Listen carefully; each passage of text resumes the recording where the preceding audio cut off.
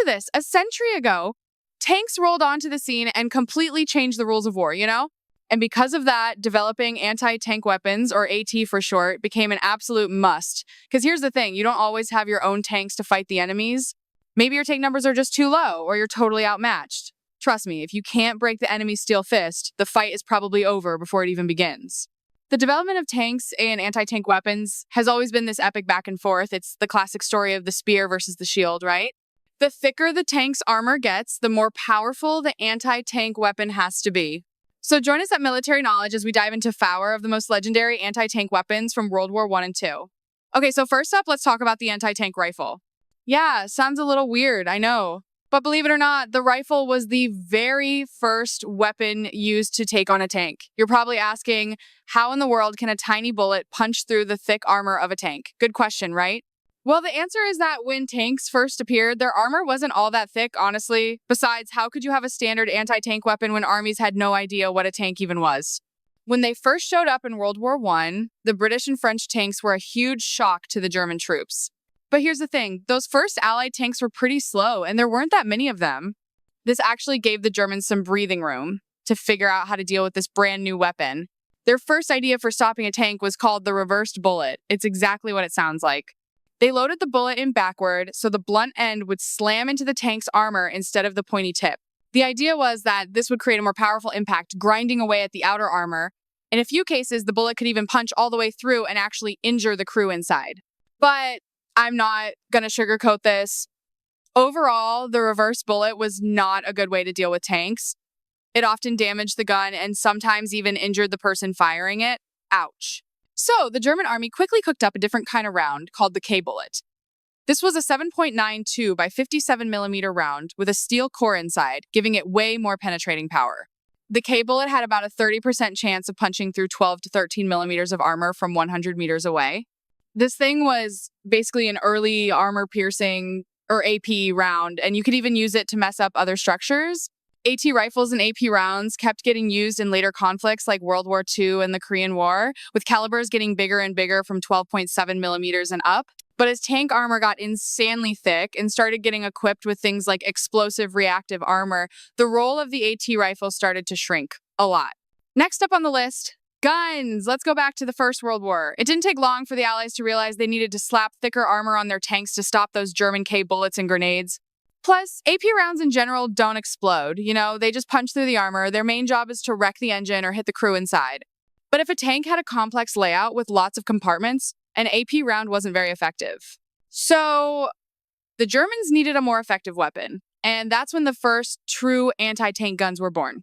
A classic example is the 3.7 centimeter Tak, which fired a 37 millimeter shell. It came out in 1918, but since World War I ended right after. Its role wasn't that significant. It wasn't until the Second World War, when tanks became the absolute core of any attack, that these types of guns really got to show what they could do. We're talking about legends like the German Pak 36, the American M3 gun, the British QF 2-pounder, and the Soviet M1937.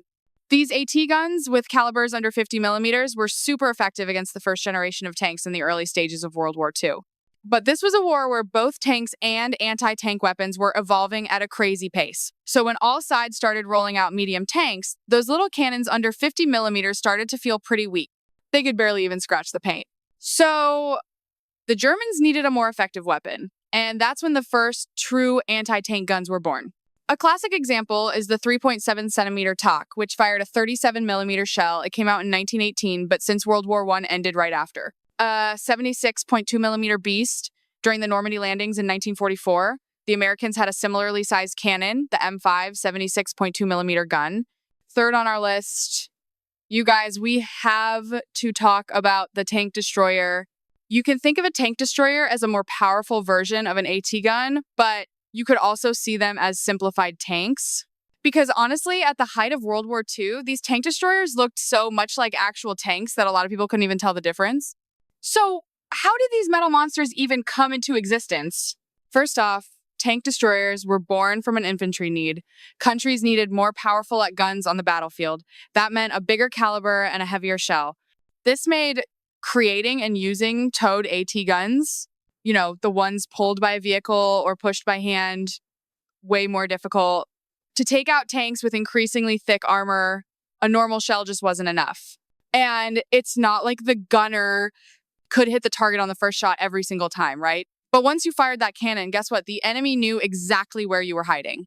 They could just swing their turret around and fire back. This made hunting tanks with an AT gun incredibly dangerous. It was almost impossible to change your position after firing if the gun was too big and heavy.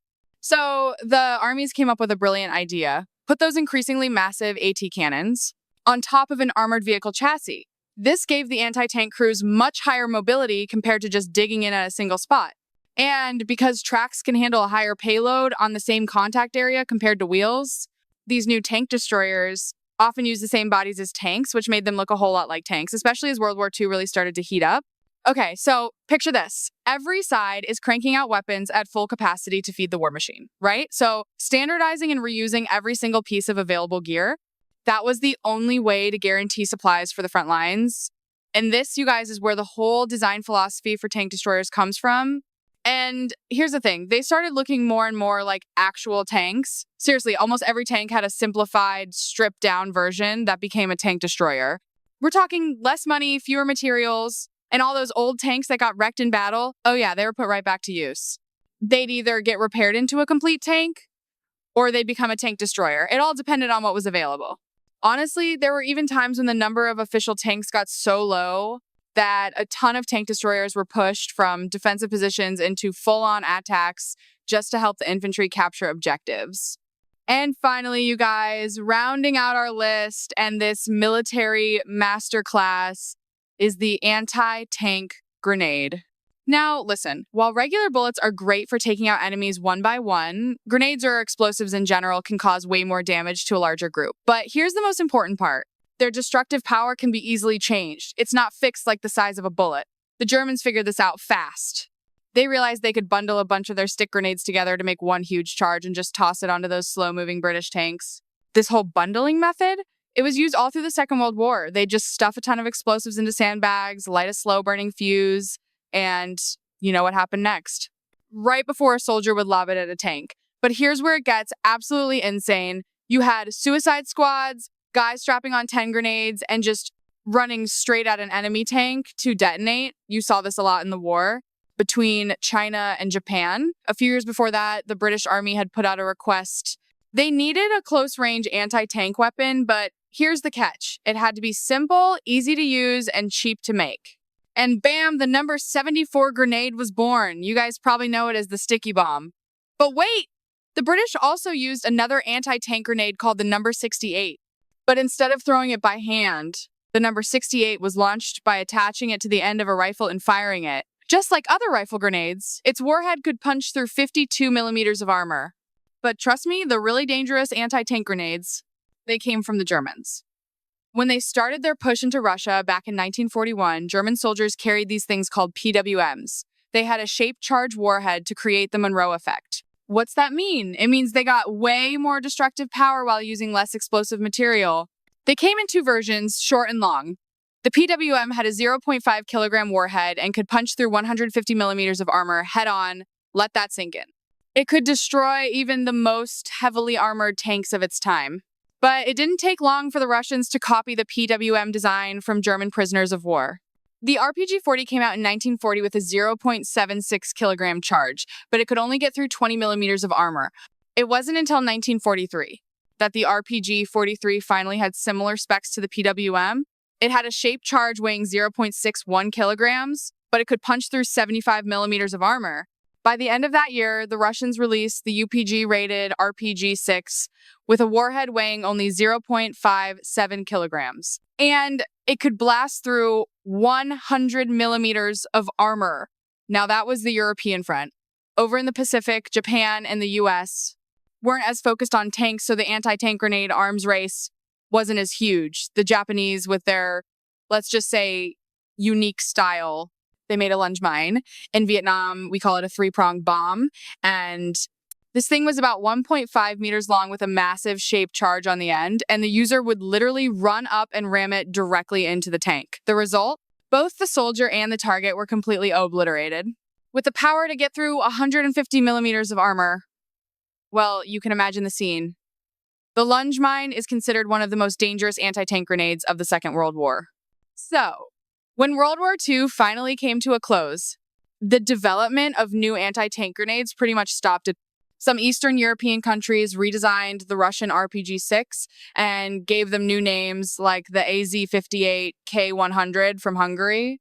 You could say the Russian RKG-3, which came out in 1950, was the last generation of anti-tank grenades to be seriously researched and produced. And get this, after it was thrown, a parachute would pop out of the tail to help it hit the target at a perfect 90-degree angle. The RKG-3's 0.57 kilogram shaped charge could punch through 170 millimeters of steel, or 220 millimeters of copper. It seems that in the more recent Iraq War from 2003 to 2011, the RKG-3 was used by Iraqi insurgents against ground combat vehicles that didn't have heavy tank armor.